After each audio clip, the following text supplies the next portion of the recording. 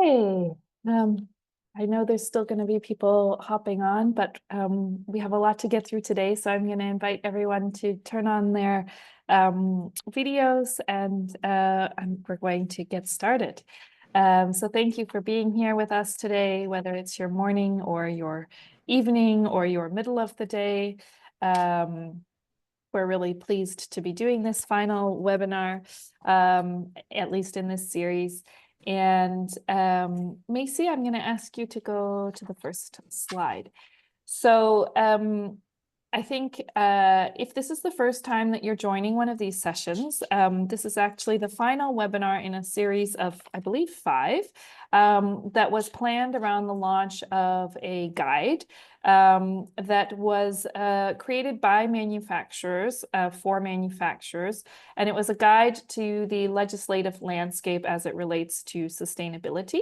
And the reason why we made that guide was because we wanted to enable manufacturers who are predominantly operating outside of the global north to better understand how recent and upcoming sustainability-related legislation will impact them. The report is a first of its kind supplier-led public policy resource, and we hope that it will build more supplier collaboration and agency within policy discourse.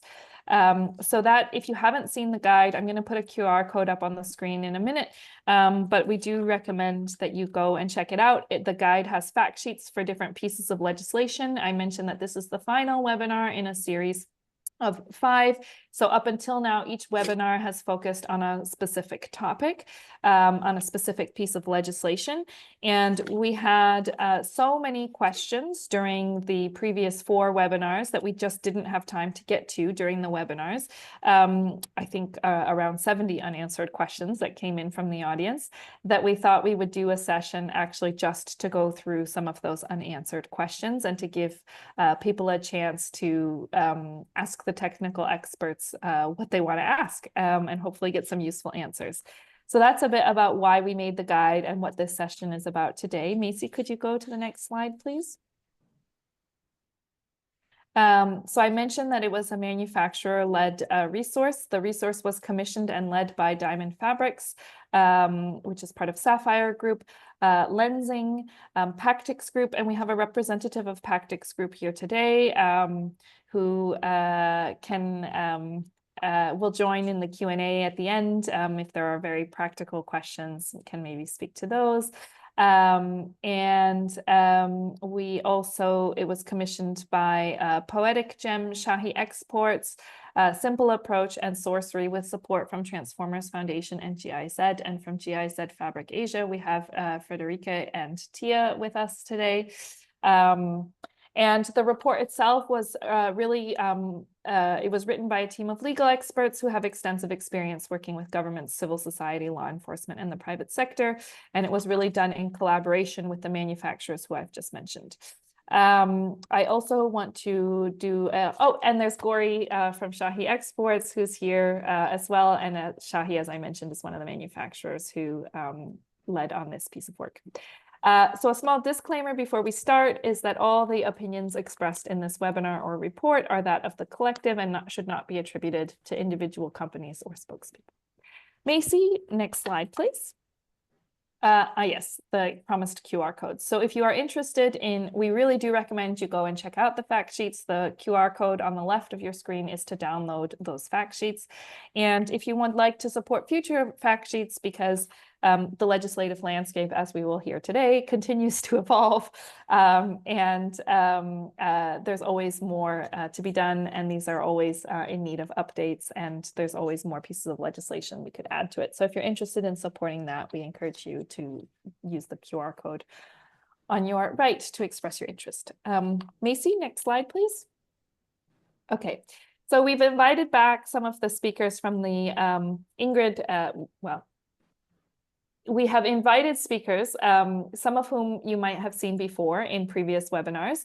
Harold of GDLSK spoke on the webinar that we did back in December on the US Forced Labor Prevention Act.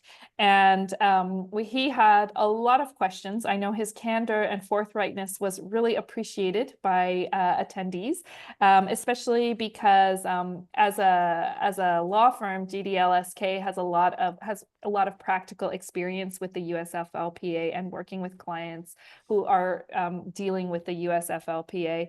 So we're really happy and thrilled to have him back, and we hope that you ask it all. So that's Harold. So thank you, Harold, for being here with us today, especially so early in the morning. For those of you who have joined past webinars, you may also recognize Maeva from Cose 361. Maeva is spoke on the webinar on the EU Eco-Design for Sustainable Product Regulation, which also includes the product passport. We also had a lot of questions related to that. And so she's back to answer some of the ones that we didn't have time to get to, and also take new ones. And something that I always like to point out about Cose 361, which I think makes them a very interesting fit for this webinar series, is that although Cose 361, they are sustainability consultants, one of the things that they do in that capacity as sustainability consultants is represent the European Flax and Linen Alliance on the Technical Secretariat of the European Product Environmental Footprint category rules for the apparel and footwear sector.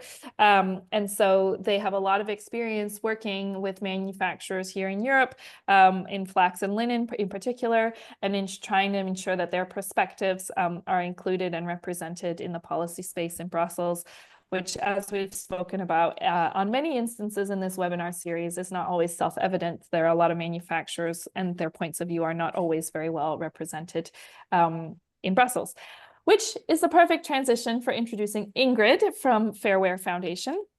So Fair Wear Foundation is a multi-stakeholder initiative, and we invited them here today because many of the questions, we got also a lot of questions.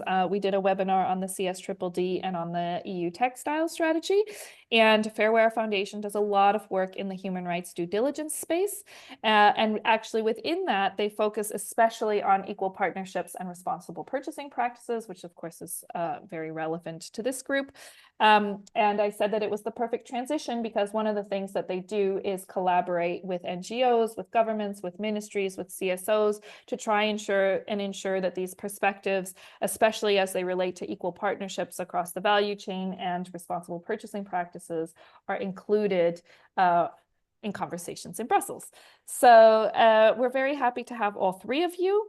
I mentioned that we had, I think, almost 70 unanswered questions from previous webinars. So what we're going to do, just from a structure perspective, is we've pulled out in advance some of the questions that we thought were most pertinent.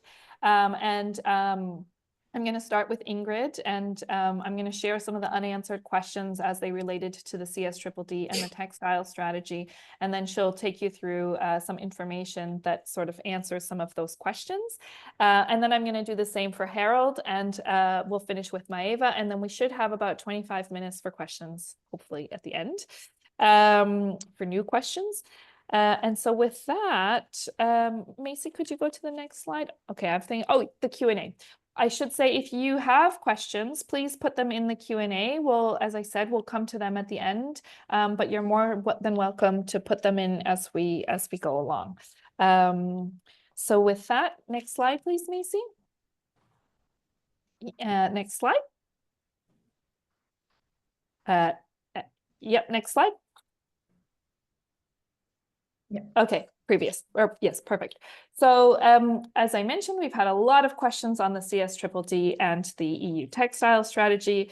They were questions that were broad. You know, what is the EU? Oh, and another important thing I should have mentioned is all the previous webinars have been recorded and are available on our on the Transformers website if you'd like to see them. But some of the questions that came in were, what is the EU textile strategy? Is it a legislation? There were questions around what's the connection between the EU textile strategy and the CSDDD when it comes into the implementation in various production countries. There were questions that came in about contracts. So as suppliers, we are forced to sign quite restrictive contracts with the brands, and it is always take it or leave it. Besides, there's an airtight NDA that prevents us from sharing about it on relevant platforms, wondering if CSDDD has any scope to cover this aspect. There were also questions that came in about compliance and purchasing practices. For example, brands, compliance, and sourcing teams are a pole apart. How are they going to be integrated in order to set the purchasing price? And then we also received questions on scope. So besides apparel suppliers, does CSDDD need to be implemented by fabric suppliers too? For apparel exporters, does CSDDD need to be implemented by SME units from India doing revenue at 2 million USD? So this is a flavor of the questions. Ingrid's going to take us through some information that will answer some of those questions. And as I said, if you think of more questions as she's speaking, please put them in the Q&A. And with that, Ingrid, I'm going to hand over to you. Yeah, thank you very much, Kim, and hi, everybody. Good morning, good evening, wherever you are. Next slide, please. So I'm going to go and try and answer all of your questions through the slides. I cannot, of course, be giving any legal advice or very specific answers to like I have 2 million turnover, but in general, I can address those issues. So first to start with the EU strategy for sustainable and circular textiles. It is a strategy, so it's not a law. That answers the first question. It is a roadmap towards certain goals, one of them being that all textiles should be circular about 2030 and all of them 2050. So that's very ambitious. Implementing deals and action plans that the EU has. On the one hand, of course, it says, yes, very important, the textile industry for the EU. And on the other side, it tries to address with this strategy negative impacts on environment and climate mainly. So it has, for this part, no real social component, although we did lobby to get that in. Next slide, please. To support the execution or implementation of the strategy and to make sure certain goals are met, they have designed some laws for it, specifically for the textile sector, such as Eco-Design for Sustainable Products Regulation and the Green Claims Directive that doesn't just apply to the textile sector, but a lot. Green claims is mainly about no claims that are vague or not based in firm science. That's more consumer facing. There will be more harmonized EU rules to support the textile strategy. They'll be supporting research and innovation, and they'll be addressing the export of textile waste through 27, what they call transition pathways. So again, it's a roadmap towards a certain goal in the future, with some laws supporting it. Next slide, please. So any laws that the EU makes, and definitely also these for the textile strategy, if you are not directly within scope, or if your product for some reason is not directly within scope, usually it's companies. So if you do not meet the criteria that are mentioned in the specific laws, that goes for any law, you have no duties under it. You definitely cannot be sanctioned by the supervisory authority from that country or the EU. You have, in this case, no duty to provide information or to collaborate. It's very important to stress this, but next slide, please. Of course, you have customers that might be within scope or indirectly affected by some EU law or USA law, and that means that economic considerations will definitely be taken into account, and you want to meet some of your buyers' clients' wishes, I would imagine. And it's very important for suppliers, and Transformers is doing a great job in providing you with that, to have knowledge and awareness of the legislation that your customers are faced with, that your buyers are faced with, very important. And of course, as a consequence of that, supplying companies will be invited, if not sometimes persuaded or even forced, to implement some of the legislation that are actually obligations of the companies within scope. I'm not saying it's an honest thing to be happening, but that is something you will be faced with, obviously. Next slide, please. Then we come to the CSDDD, so the Corporate Sustainability Due Diligence Directive. That is not actually a part of the textile strategy. It covers all sectors except financial. And it is referred to in the textile strategy as the taking care of the social part of the circularity and environmental textile strategy. So it's seen as a sort of pillar to support the textile strategy, but it is not a part of it. It is an EU law, obviously, so it applies mostly to EU companies. It was adopted already in May of 2024, but unfortunately there have been political developments that mean that it's being revised at the moment as I'm speaking. We don't know what the result of that will be. I am working with the text that was adopted in May of 2024 in the hopes that it will not change too much and that the duties will remain the same. Again, another part of a law is obviously the enforcement part, and the enforcement part is not happening yet. And some of your questions actually had more to do with the enforcement part. So what are the EU and the member states doing to make sure that companies comply? I will get to that a little bit farther down the slide. So basically, it's meant for EU companies, large EU companies. If you are outside of the EU, as I suppose most of you are, and you have no real representation in the EU, and I don't mean an agency, if you're non-EU, your net turnover yearly must be over 450 million in the EU itself. So you have to be trading directly in or with the EU or an EU partner to be able, and I don't mean your buyers, so your turnover in the EU must be 450 million. Or if you're a parent company of a group within the EU that meets the 450 million, or you have maybe a licensing or franchising construction that meets certain criteria, I'll not go into details here, then you might be within scope. But if you are not, so if you're an apparel supplier or a fabric supplier that is not meeting these criteria, you are definitely not part of the implementation except through your customers, through your buyers. And I have one question of an exporter who says, I'm an SME, I have 2 million turnover, and I'm in India. I would assume, it's not legal advice, you are not within scope, so you don't have to implement it. Again, it can be through your customers that you are affected by it. Next slide, please. The duties of companies within the scope are basically the 6 human rights due diligence steps that I hope you're all aware of and know that the OECD guidelines, particularly for the textile and garment sector and the shoe sector, has set out. So we recognize those. They're spread out over slightly more articles, but still they mean the same thing, with a dedicated article to meaningful engagement with stakeholders. And that is an important one, because you obviously, as well as business associations, are seen as stakeholders and you must be consulted in the process of these 6 HRDD steps. Next, please.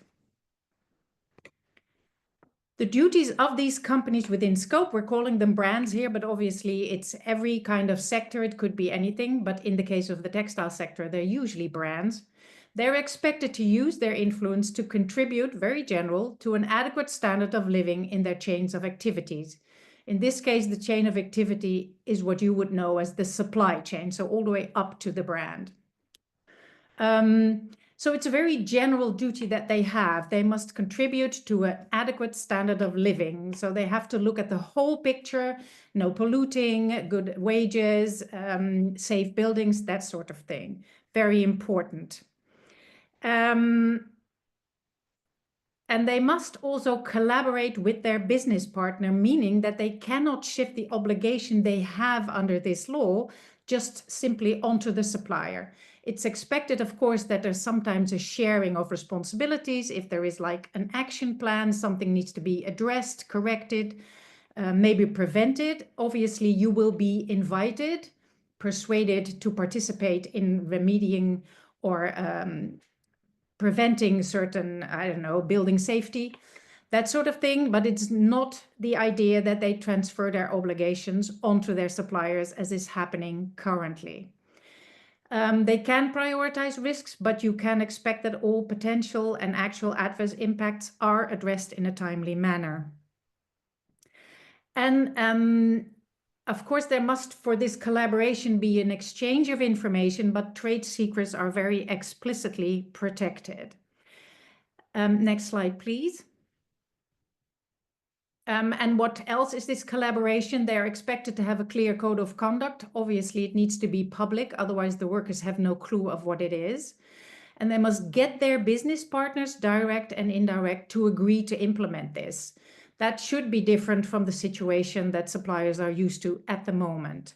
They must implement a preventive and/or corrective action plan, so address adverse impacts that are already there by a corrective action plan, and they must make necessary financial and non-financial investments. Can be anything, providing you with software, training, management support, in order to make sure that their suppliers can actually implement the code of conduct and comply with it, and also make positive changes.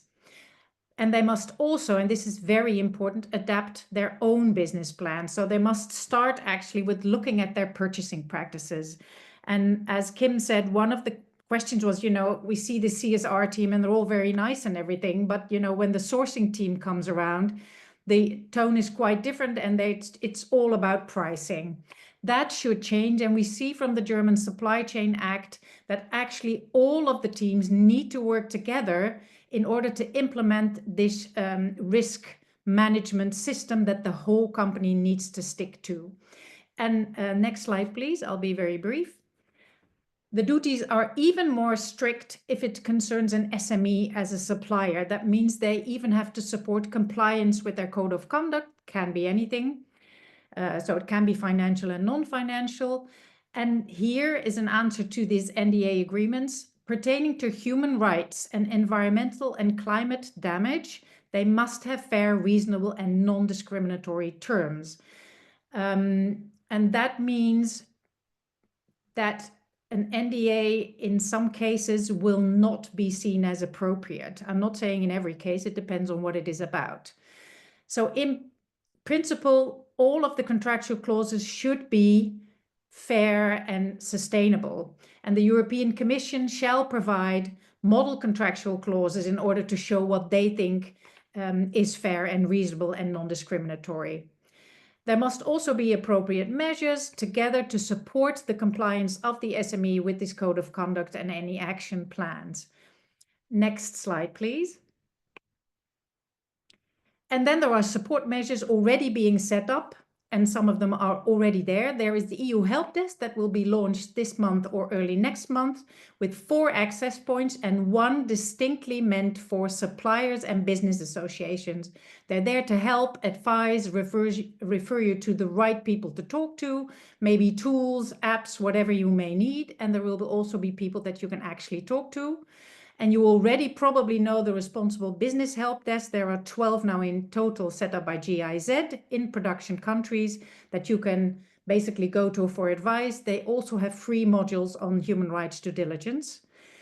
The European Commission, in this case in the shape of DG Just, will actually provide guidelines for companies in how to implement the CSDDD.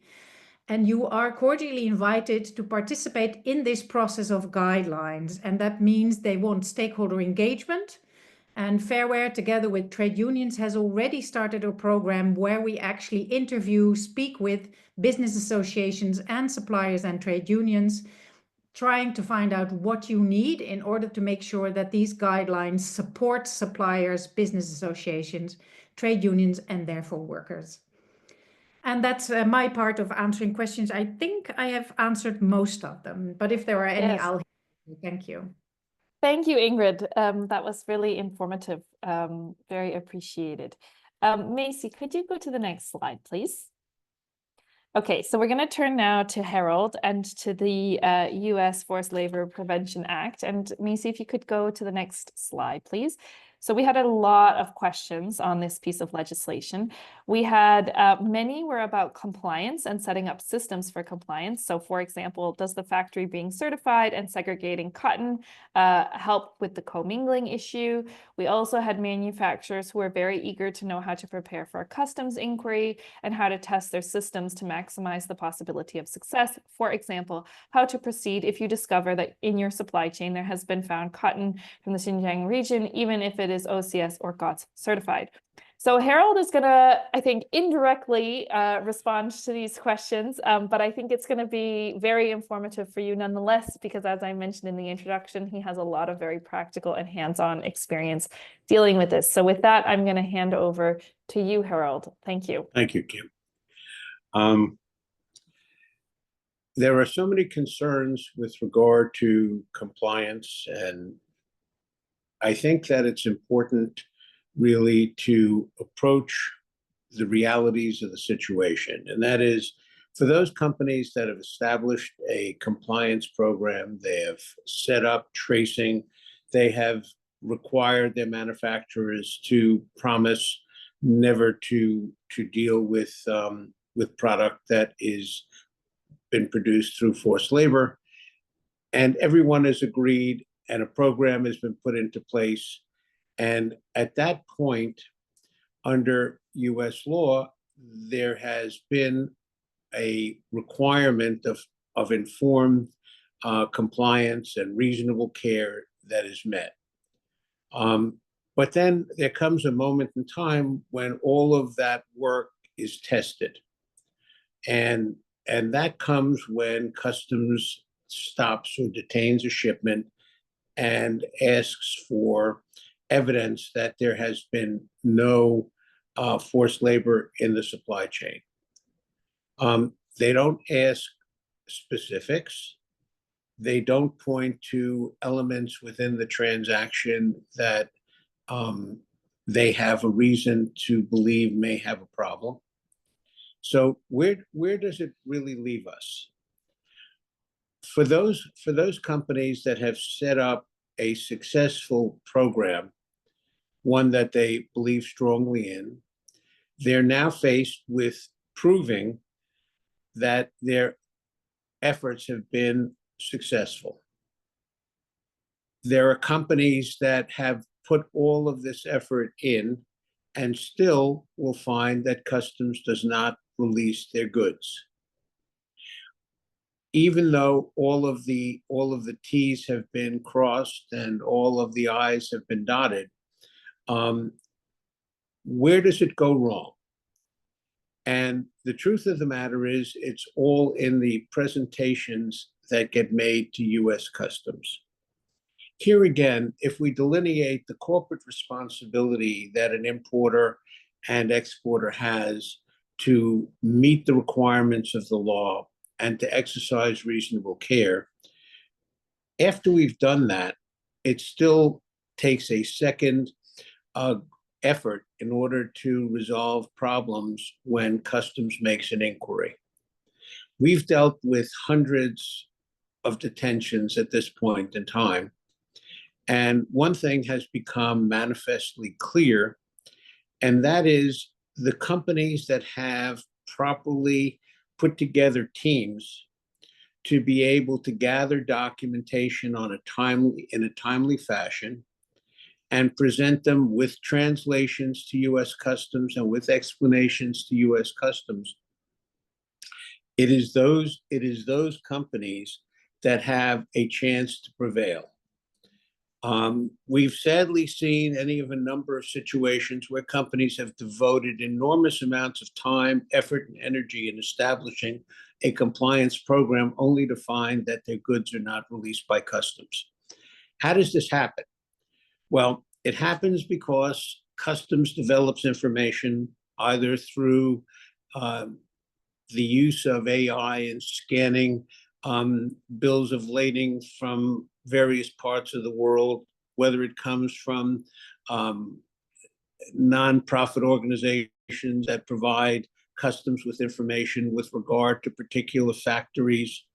And oftentimes that information is based on hearsay, has no actual support behind it. But unfortunately, at this stage, US Customs doesn't necessarily try to verify it, nor does it have the ability to verify a lot of this information, because there are rules in China that prevent them from doing their own independent investigation. So what oftentimes companies are faced with are dealing with what I call star chamber proceedings, where the facts that have caused the information request aren't revealed, and it becomes a process of providing a presentation to customs that is accurate and has no errors and will pass scrutiny.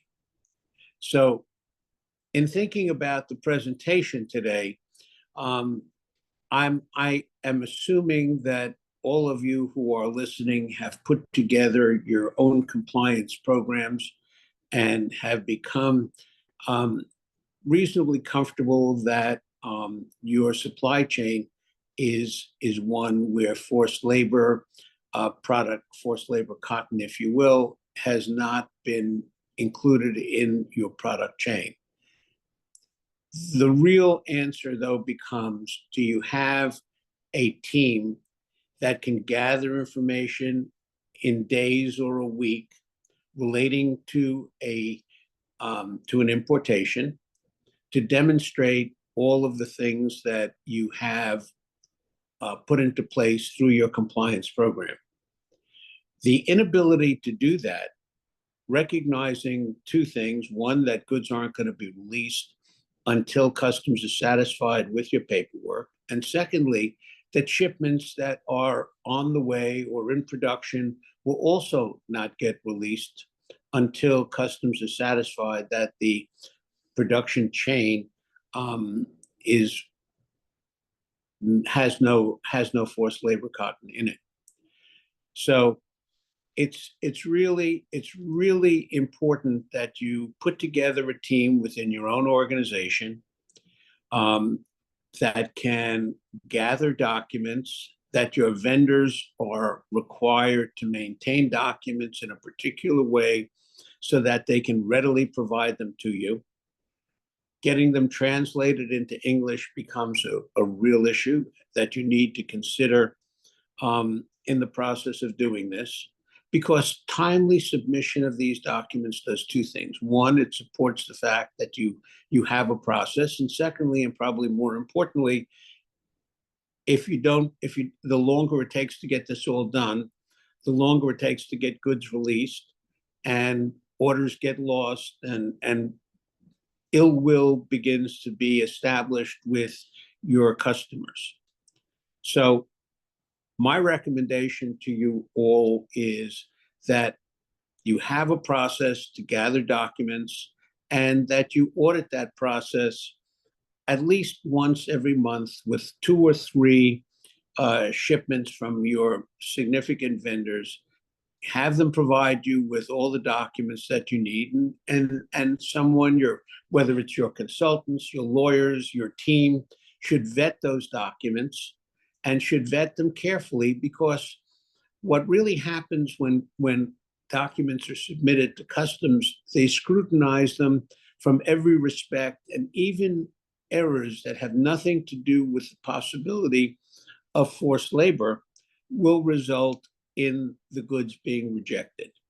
So what do you do when your purchase order is out of line with a delivery date, or where there are errors with regard to different elements of the invoice that happen in the ordinary course, or where production records don't make sense because dates are out of line and somebody who was recording that information simply grouped everything because they were out on vacation for 2 days?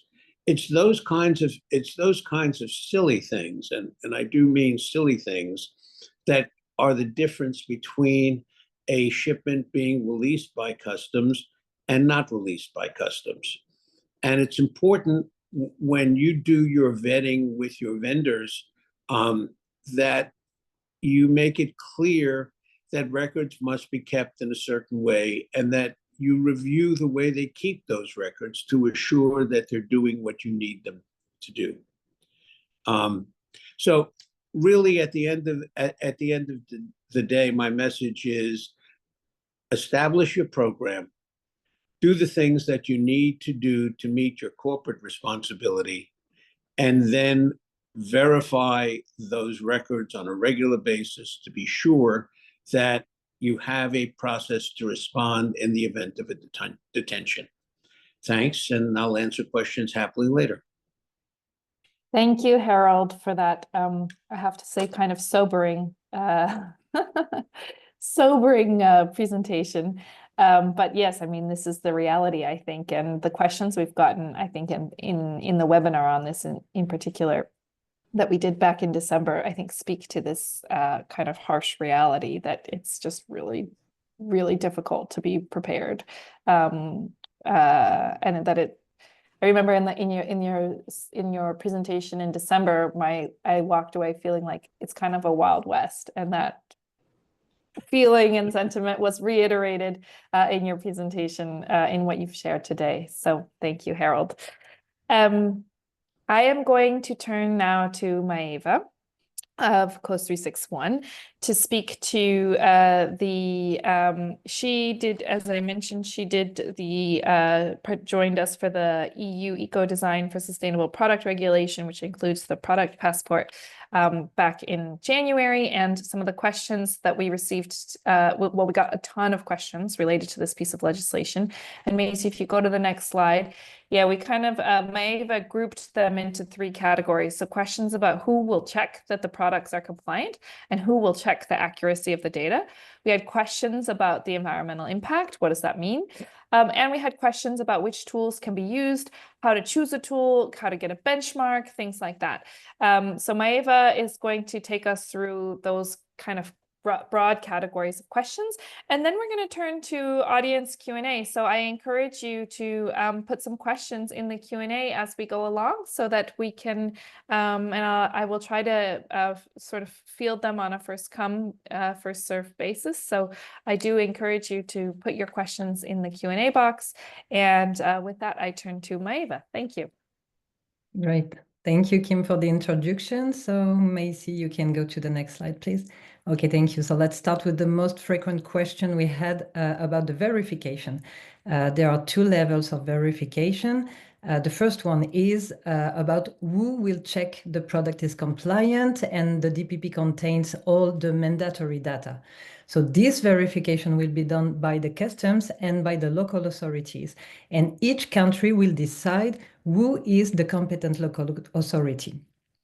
So for example, it can be fraud enforcement.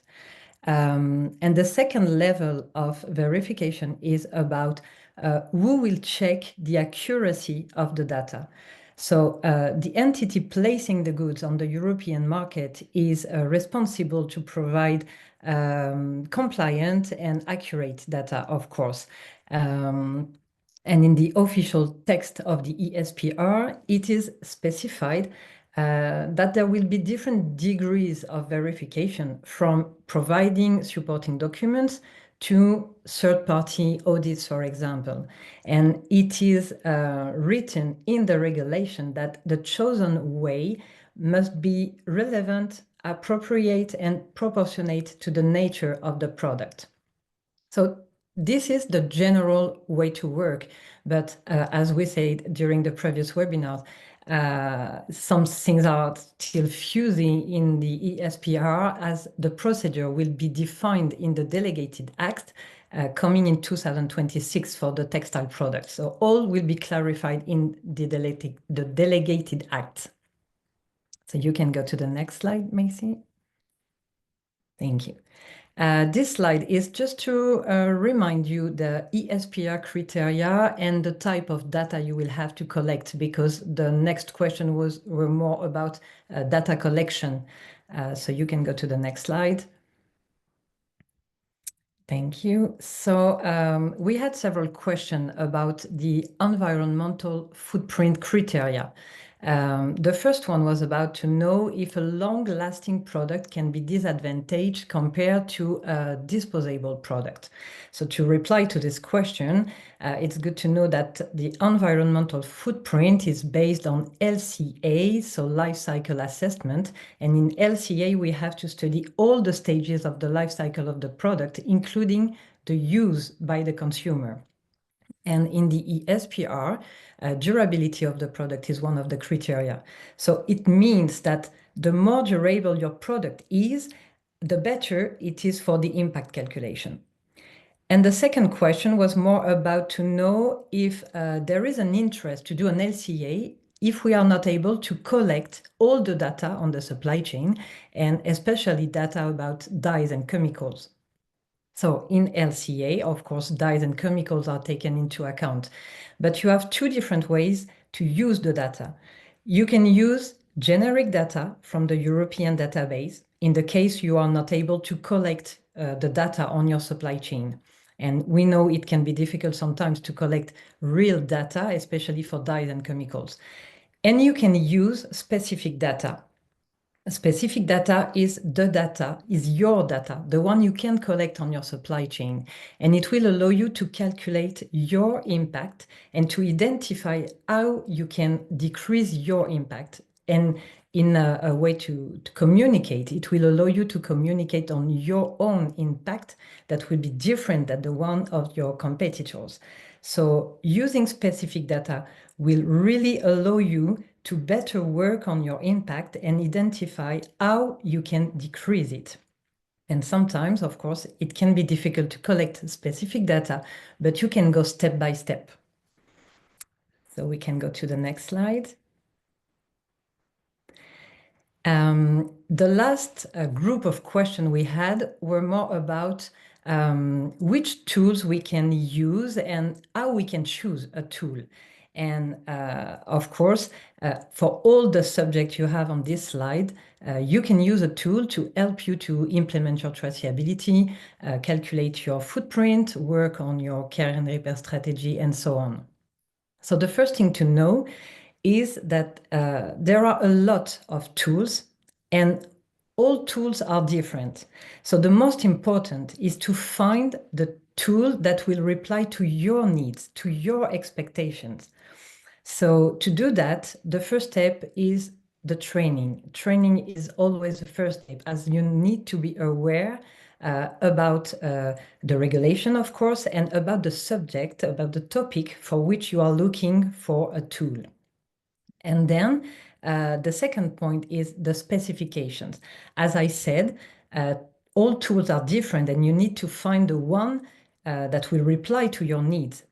So the first need you have is to really identify your needs.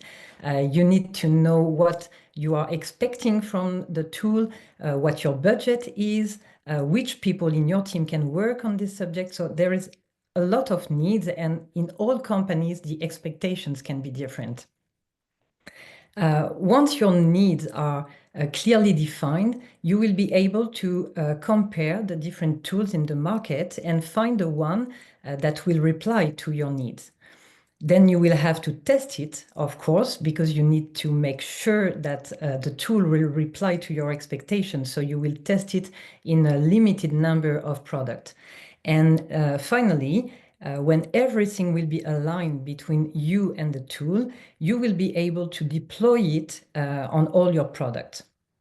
And the important thing you have to keep in mind is that the tool you will choose, you will use it during several years. You will use it internally and with your supply chain.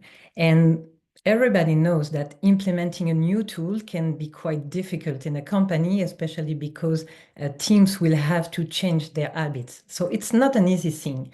So you will have to keep that in mind, because it's really important to choose the right tool, because you will not be able to change every year. And it's a very important step for your company. So that was my final point. I hope I can reply to some questions, but as you said, Kim, we had a lot of questions, so I think we will have another ones. Yes, thank you. There's questions are starting to come in the Q&A, but Maeva, I wanted to ask you, there was one set of questions, and I'm going to invite actually Harold and Ingrid, please, and the manufacturers, please, to turn your video on. We're going to shift to the Q&A of part of the, for the last 15 minutes, part of this webinar. But I wanted to ask you, we got quite a lot of questions, Maeva, on the last webinar around data protection. and there's all this traceability and transparency requirements related to, you know, like product regulations. And in some ways, maybe this question actually also applies to Harold and to Ingrid, though it came up more specifically in your session, Maeva. But I'm curious, I mean, like as a factory, you know, I myself am a former factory manager. And if somebody had said to me, hey, like, please disclose who all your vendors are and all of this, like, you know, information that we had spent decades building and relationships, you know, I would have been like, no way, because I would have had no confidence that the brands to whom I was supplying weren't going to turn around and use that information against me. Go to my vendor, say, hey, how much are you selling your raw materials for? And then turn around to me and say, I think you can do this a little cheaper for me.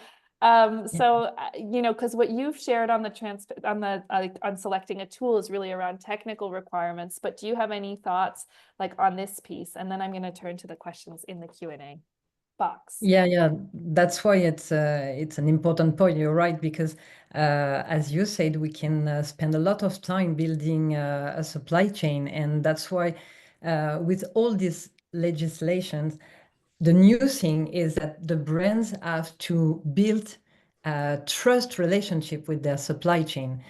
We need to work on a long-term basis, and we need to be able to share the information. And of course, you can create some contracts and everything, an NDA, but sometimes you can be afraid to share your information, especially when we talk about dyes and chemicals, and when we have specific recipes or specific suppliers.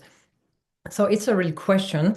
And on my side, I think it cannot be settled by just a contract. It's really a need for the brand to create a trust relationship with their suppliers.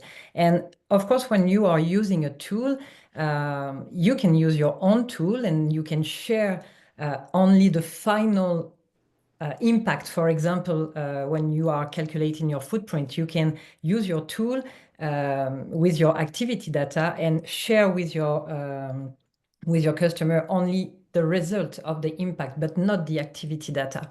And it's the same for traceability. You don't have to share all your information, or your customer will not have access to all detailed information. It just have access to the information that you fill in the information, the data, and it is compliant.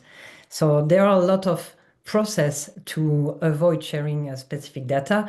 But on my side, the most important is the relationship you have with your suppliers. Thank you. Ingrid and Harold, is there anything you would like to add on that point? And there's no pressure if you don't. Well, I think Yeah, go ahead, and then Ingrid. No, Harold, go ahead, and then okay. I'll Sorry. No, I think please. the point is well taken in terms of establishing a trust relationship. I think we're in a situation today where manufacturers are no longer able to maintain confidentiality on a lot of their data, simply because if they do, they may find that they're unable to do business, whether it's in the United States or whether it's in the EU.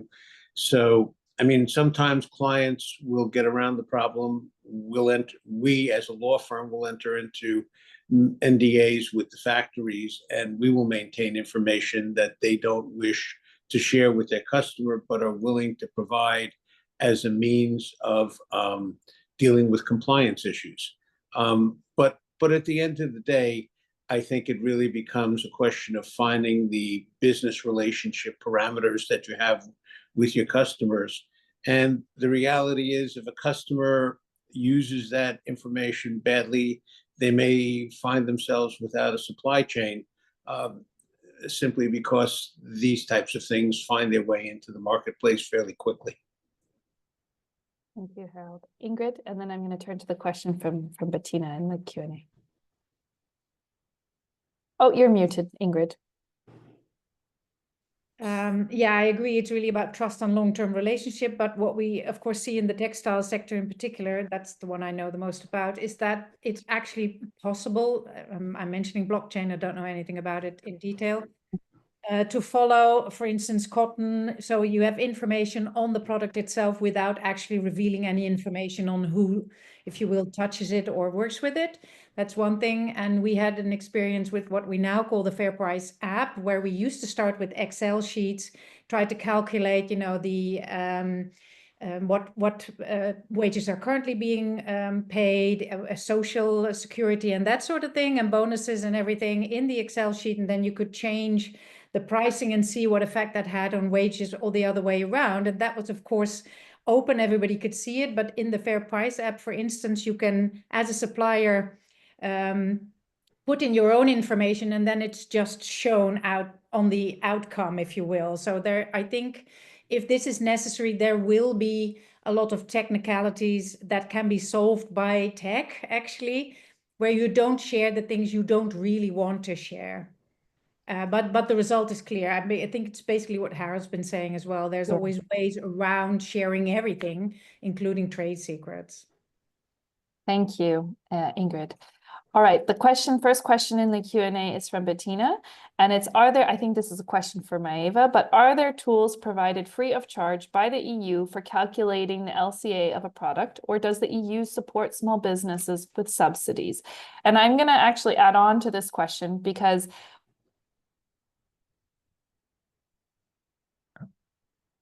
We lost you, Kim.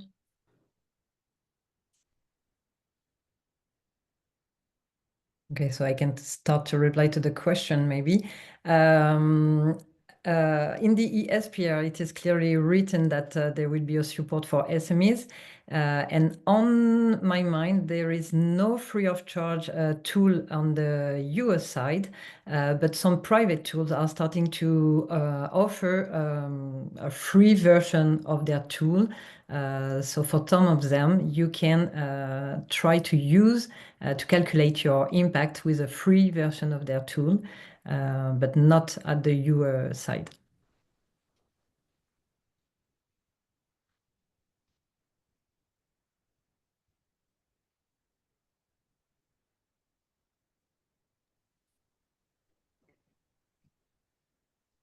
I think there's another question that's also actually meant for you. Yeah, about the durability of the product. So durability is a big topic, and I think it's a bit complicated to reply in detail right now. But durability means a different thing, not only the material you will use, as it is specified for synthetic in the question. Durability of the product is the way you are designing the product at the beginning, and there is a lot of ways to create a durable product. And you, in the question, it is written that it is linked to the possession of textile. And right, you can create a very durable product, and maybe the consumer will not keep it a long time.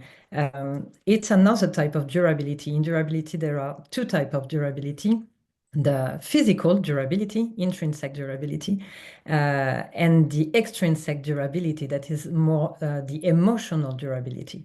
So with Cose 361, we have worked in a project about the intrinsic durability in French with EFTH, where we were co-pilot. And now we are leading a new work about emotional durability, because it's really important for us to work on the two types of the durability. So if you are interested by this subject, you can contact me after the webinar, and I would be pleased to give you more information about the project we are leading. I apologize. My computer just randomly shut down, as it of course does during a live webinar, but here we are. But Maeva, thank you for answering the question. And it sounds like you took the question on durability as well as LCA. Is that correct? Yeah. We replied about the both first question, and the last one, I think it's for me as well, about the free tools. So for the LCA. Yeah, so you can send me a dedicated email, Bettina, and I will give you some information I can have. I actually wanted to ask you the thing that I was going to ask before my computer shut down was also like in the previous session on the eco design, we had a lot of questions around like the design of the product, and manufacturers saying, hey, but we don't design these products, we just make what we're asked to make. And so like where does a manufacturer sit like within that? And I wanted to tie that into the question around durability, because in many ways it's like a similar issue, right? I mean, on the one hand, does durability really make a difference, but also whose responsibility is it? Yeah, and as Ingrid said today as well, maybe the supplier is not under the scope of the regulation, but as I said in the previous webinar, all suppliers have a responsibility as well. And even if the brand is asking for or is forcing to produce such type of product, I think more and more the brands will need the supplier's expertise, and especially in eco-design, because supplier can offer different materials, different accessories, or a different way of thinking when we talk about eco-design. And sometimes, and it's often the case, the suppliers have more expertise than the brands in eco-design and in design. So I think the responsibility of the supplier is to help, if I can say, the brands to design, to do better design. But I know it's not easy because brands are still in an old way to produce, if I can say. They are just giving information and asking for some things. But I think with all this piece of legislation, they will have to change their way to work. Thank you. We've got a question, I think, for Harold, which is for the UFLPA, will the Customs and Border Patrol be providing templates for information so that factories are not inundated with requests for the same information, but in slightly different formats? And actually, I want to share that I have heard informally in conversations that I've had with manufacturers that they've been requested in the same like inquiry related to the same shipment by the brand, because the communication was going through the brand, first for the information in one format, and then another week later for the information in another format, with really sort of no awareness, it seemed like, on the brand side of actually the amount of work that went into kind of redoing this. So Harold, what's your take on that? Well, there is an information document that has been put out by Customs, which basically says this is what we want, and it outlines how it should be prepared and what you need to do. But basically, it is a format that requires everything from full production documents to documents of every stage of a transaction, proof of payment, invoices, bills of lading. It is a very comprehensive set of documents. Customs makes clear that you need to provide it in English or with English translations. You should provide an executive summary that explains what you have provided. So there's, whether you put it in a binder or how you present it is not necessarily clear, but it's probably best to follow the format that Customs lays out in sequence with an executive summary. And I find that it's important with each set of documents to have a short explanatory section to say this is what this is, because oftentimes the level of and skill of people reviewing it varies from person to person. So treating it as though you were writing it in crayon for a third grade child is often helpful. Okay. Who says lawyers don't have a sense of humor?